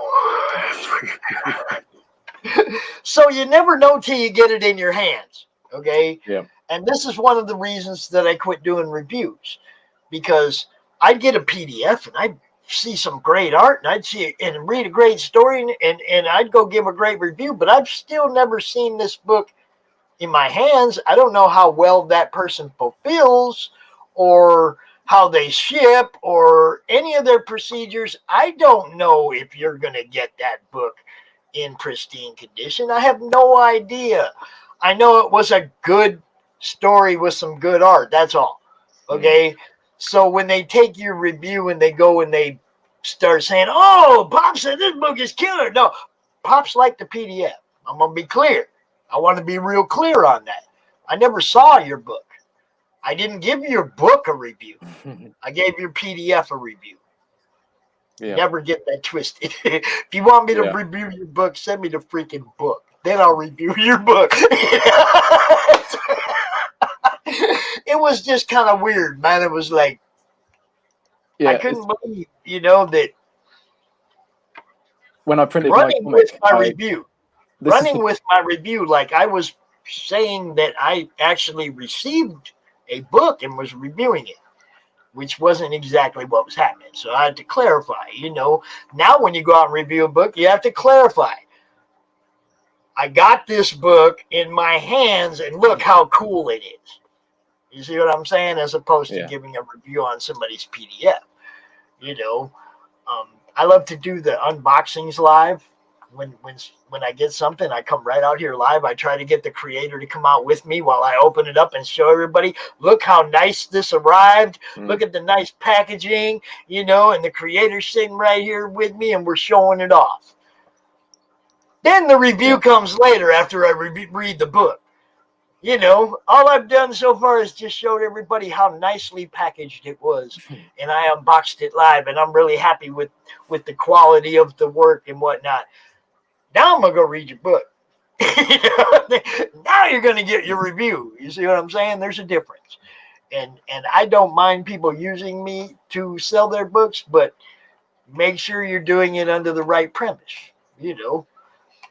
If you say Pops read my book, don't say book. Say Pops read my PDF and he really liked it. Don't misrepresent yourself or me so that I don't have to come out here and do this. Pretty basic, Timothy, Dave, Yes. I would definitely see you guys again. Like I said, we do this all year long, so. Right. Cool. We would definitely see both of you guys again. Thank you so much for coming out. Thank you. Thanks for having me. You're always welcome. Post those links in the group at least twice a day to those projects. Yep. At least twice a day, because that feed moves kind of fast. It does. Somebody accused me once of burying their stuff. I don't bury nobody's stuff. I promote what I see. If it comes up, I promote it. That's all. So get it in there at least twice a day, so people see it all the way up to the end of that campaign. I encourage that. Absolutely. Oh, and I have a big announcement during CRoM Con. Uh-oh. You can't announce it now. No. This is an announcement of an announcement. This is this is a pre-announcement. Kind of like a premature ejaculation. This is what could happen. I'll tell you what. I'll go ahead and do an announcement for you guys, and maybe I'll even give you a little sneak peek of something that nobody else has seen. Let me see. I have to load it up here real quick, but nobody else has seen this. Oh, where is it? Did I even take it out of my? Oh yeah, there it is. Oh, that's so cool. This is next week at 6 p.m. Next week, 6 p.m., right immediately following Monday Madness. Popping cherries with Piper and Pops. We're coming out here with first-time campaigners. Every week, we're going to highlight a different first-time campaign. We're going to alternate 1 week on my show, 1 week on her channel, go back and forth, bring two audiences together, expose everybody to two different audiences. That's how we do it around here. Exposure's king, people. Thank you. Yep. And Thank you're you. welcome for the show title. Hey, nice to meet you guys. Hey, And it you. was great meeting you, Jim, for sure. You too, Take care. Dave. We Thank will you. see you guys again, man. See you soon. I gotta do this. I gotta figure out how to do this. I don't have an outro. I don't have an intro for the madness. I gotta figure out a better way of doing this. But I'll tell you what, because Dave was cool, because Dirk was cool and wanted to be the first sponsor of CRoM Con, I'm not gonna wait till CRoM Con. I'm gonna run his promos again. I'm gonna run his. Hello, my name is Dirk Hooper. I'm a comic artist and illustrator looking for work right now. I've been doing art professionally for well over 2 decades, and my art has been in 3 comics, several art books, novels, and magazines.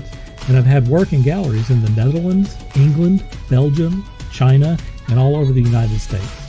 I offer comic-style illustrations, sequential art, and digital paintings on a wide variety of genres, including sci-fi, fantasy, gritty, noir stuff, and bad girls. You can find more about me and my work at Rainkin Studios. Contact me today to commission your custom artwork. Thank you.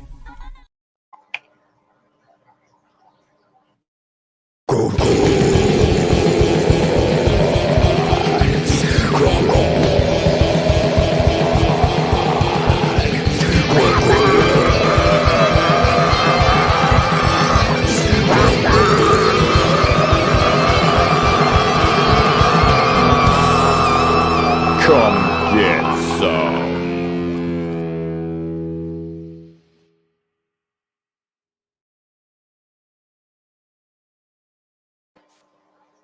Peace out, everybody.